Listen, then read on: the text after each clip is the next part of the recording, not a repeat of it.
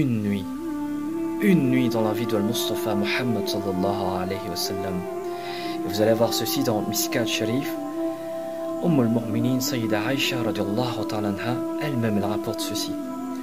Elle disait que le prophète alayhi salatu wassalam est venu à la maison. Je me suis mise au lit, j'étais fatigué et je me suis endormi. Le prophète alayhi salatu wassalam est venu et il s'allongea juste à côté de moi. Mais il se retourna de gauche à droite, de droite à gauche. Il ne pouvait pas dormir.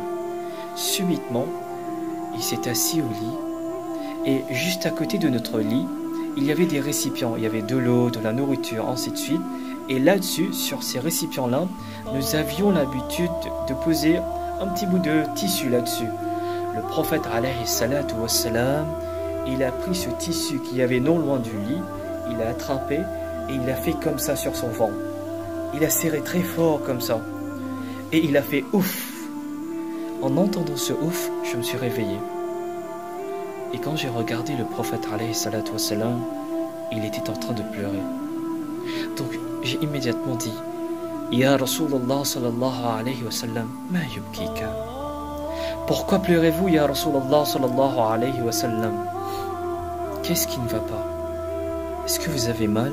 Le prophète alayhi salatu wassalam s'est retourné et il m'a dit, en me regardant, Ya Aïcha, je suis fatigué, j'arrive pas à me reposer.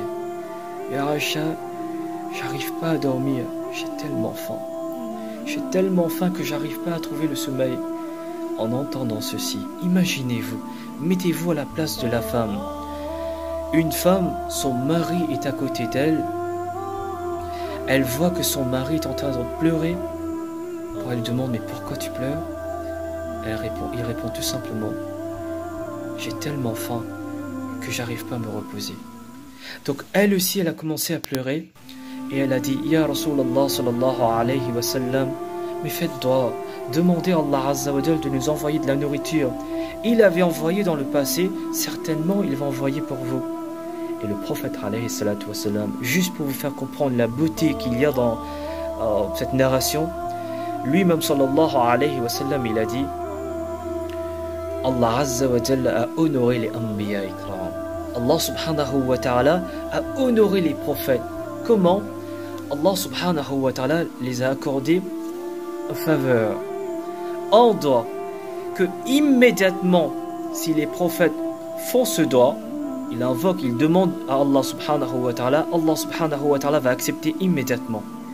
Lui sallallahu alayhi wa sallam, il continue, il dit, tous les prophètes qui sont venus sur la dunya, ils ont déjà utilisé ce ni'ma, ils ont déjà fait ce droit, utilisé l'opportunité pour faire ce doigt.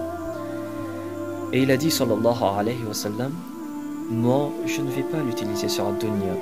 Alors qu'il savait que dans sa communauté il y aura quelqu'un qui va assassiner son petit-fils. Il savait que dans sa communauté il y aura des gens qui vont faire souffrir sa famille sur la terre de Kalbala, mais il ne l'a pas utilisé.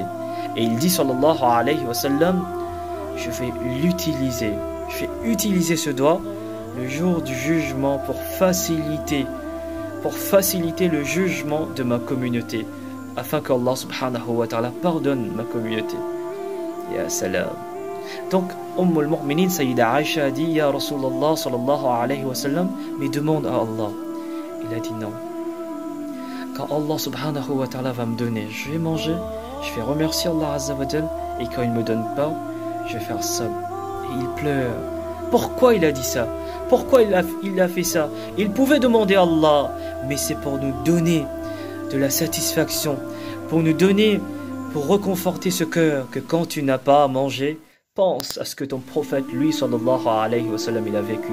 Il n'a pas mangé pour toi. Il pouvait demander, mais il n'a pas demandé. Il a accepté que sa famille soit sacrifiée, anéantie, tuée, massacrée, pour que toi aussi plus tard, quand tu passes dans des moments difficiles, tu penses et tu